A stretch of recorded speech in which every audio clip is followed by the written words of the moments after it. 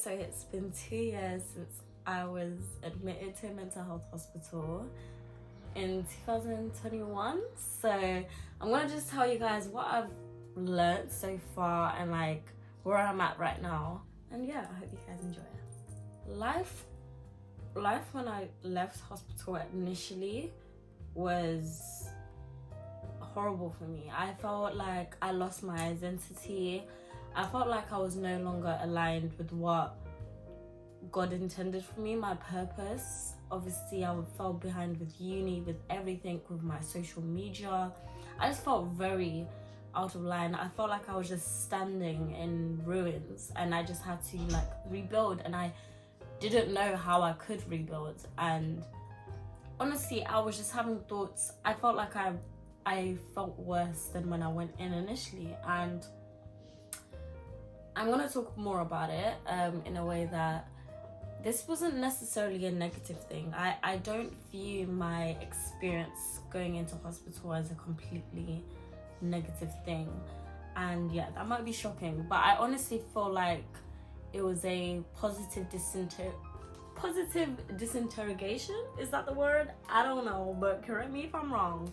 But yeah, like I felt like it was a positive thing that I had to completely lose myself in order to actually, find myself, and at this point of time right now, I'm trying to not rush to get to the destination. I'm trying to enjoy and embrace the journey I'm on, even though I know even right now I wouldn't say where I want to be, but I feel like the importance of what I learned from that experience of being away from society for 3 months and being forced to be away from society for 3 months.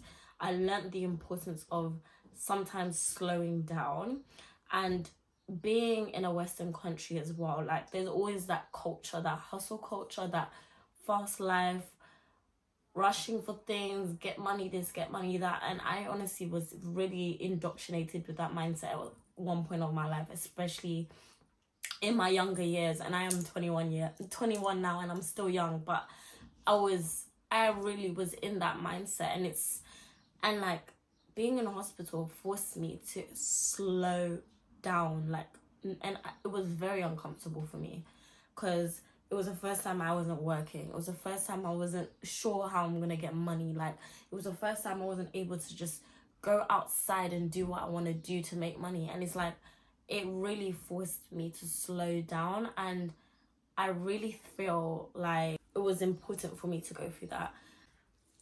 And I feel like slowing down is important because it helps you to actually pay attention to what's going on within.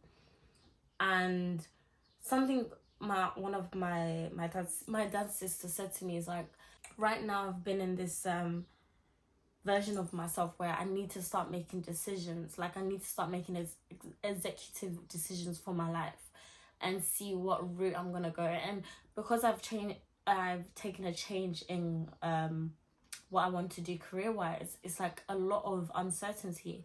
And she said to me is that a lot of your answers do lay within you, and like deep down, like the spirit is within you, the Holy Spirit's within you, God is within you, and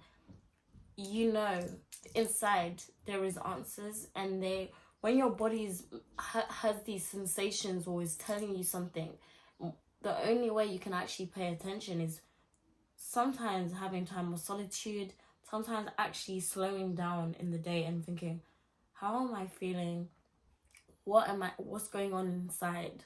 Because like recently I have been struggling like immensely with anxiety that I have never felt in my life. Because in previous years I usually would struggle with mostly low mood and depression, but like I would say I'm in a very better space. I don't really struggle that much with low mood, and if I do get a low mood, I'm able to pick myself up again.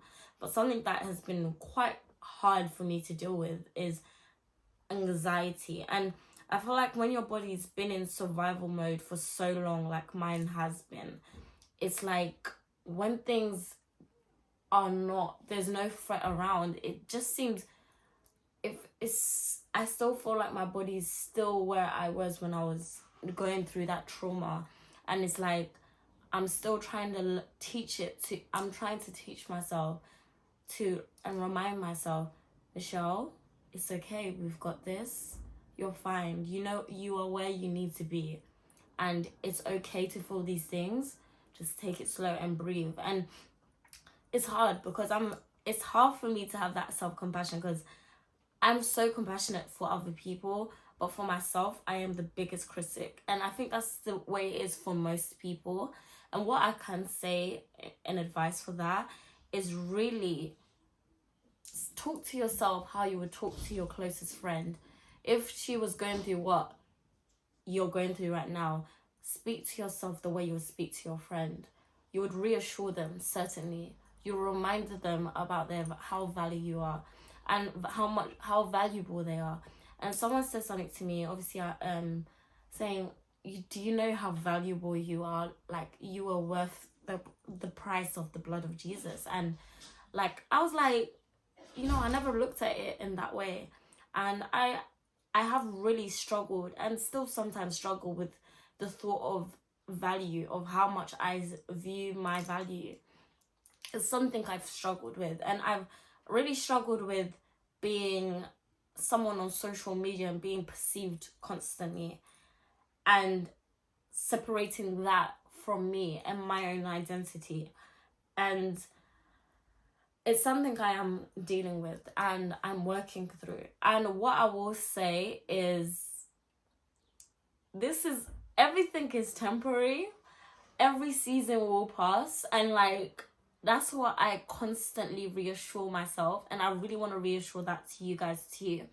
Every season shall pass, and how you respond to things, how you view things, your perspective on things, how you view what you're going through is everything. Because that can really determine how long you are in the wilderness for, and how long you are gonna suffer for, you know. So I will honestly say that just know that it will pass and everything will be okay. And there's a reason why your story is the way it's supposed to be. And I know my story is the way it's supposed to be for a purpose. And I want you guys to remember that everything you are going through is preparing you for something, and it's meant to be for something special. And I wholeheartedly have faith and believe in that. And let me tell you something. One thing I will say is that with me, from a young age, I've always been, yes, so I want to do this by this time. I want to do this. I want to get this. And somewhat I would actually achieve it. And then I reached a point where, obviously, when I was 18, I'm like, I'll say 19. You know, things are going really well for me, but I'm not where I want to be, but I'm going to get there. Then it came to, now I'm 19, I'm 20, about to turn 21, I'm in hospital. Everything is crashing down. Every aspect of my life has crashed down. My goals, what I wanted, I don't see it happening anymore. And one thing I have now realized, it's absolutely okay for things to not go as planned. Review and see, you know what, this is not working out for me. Time to re-strategize. While I had a beautiful, wonderful, life-transforming trip to my home country, Zimbabwe. And one of my gogo and sukuru, which is like grandma or granddad, something about like how, like, if you have a problem, if there's something you want to achieve and you can't go through it the way you initially wanted to go through it, you can't do it. You can just, it's either you go under it, you go around it, you go over it, or you can completely destroy the obstacle itself. And I realized it's actually okay if things didn't go as planned. It's okay to re-strategize and say, you know what, this is not working, and maybe it's time to change course. And that's when it's time for you to actually come back to yourself. Review, re-strategize, and most importantly, just check in with yourself and actually remind yourself what is actually what you want and need. And it's it's actually a difficult question. It might sound simple when I say it, but when you actually get out your journal and you start writing what you really want and need to be very like clear. It's not as easy, but you will get there. And when you start to see what you really do want and need, and you matched up with your values too, it can actually help you in making more measurable and achievable goals in future. And I'm still trying to implement that myself, and that's why I really want to bring you guys on that journey. And I really do want to empower and empower you guys with my story, and how, because I know it, I've been through it.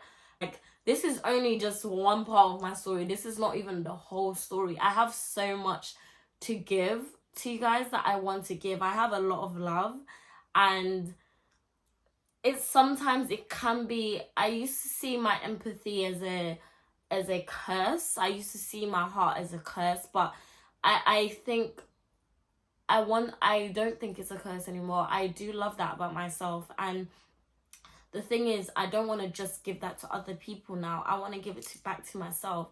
I really want to give that heavy love that I give for others back to myself. And that's literally the journey I'm on right now.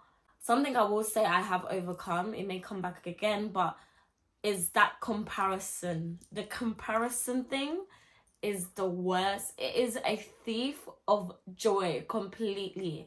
That comparison, like, it will destroy you completely. Your self-esteem, and your self-esteem is everything. It will destroy you. And what I now do, I face my front. I'm in my own race. I'm not in a race, sorry. I'm in my own lane. I'm in my own path, and I just need to face my front. I don't need to worry about what that person's doing, because they have a complete different story to me. They have complete values and completely different objectives than me. And that is fine, and my path is fine, and the next person's path is fine. Everything is for a reason. The reason why I'm on this path is for an intended and purposeful reason. So I don't need to compare myself to that person, because they have nothing in common with me. And I know, yes, we can have things in common, but the way I was formed in the womb is different from how they were formed in the womb. With the gifts they were given, it was different to the gifts I was given. The story, the tribulations they faced, completely different for mine. Maybe similar for some people, but we are all very, very much unique. And I know it's hard to remind yourself that you are wonderfully and beautifully unique when this world tries to paint a lot of us the same and say, oh, like, and put us in a category, oh, that's that type of group of people, that's that type. But you are so unique, and you are wonderfully made. There was so much intention behind the way you were made and how your life was supposed to be. So there's no way you can compare yourself to the next person at all. You can't compare yourself to your neighbor, to a celebrity, to a public figure, to your parents. You are a unique person, and just because your parents had a certain story doesn't mean your story is set. It doesn't mean you are cursed to something, you know? You have so much power, and that's something I remind myself.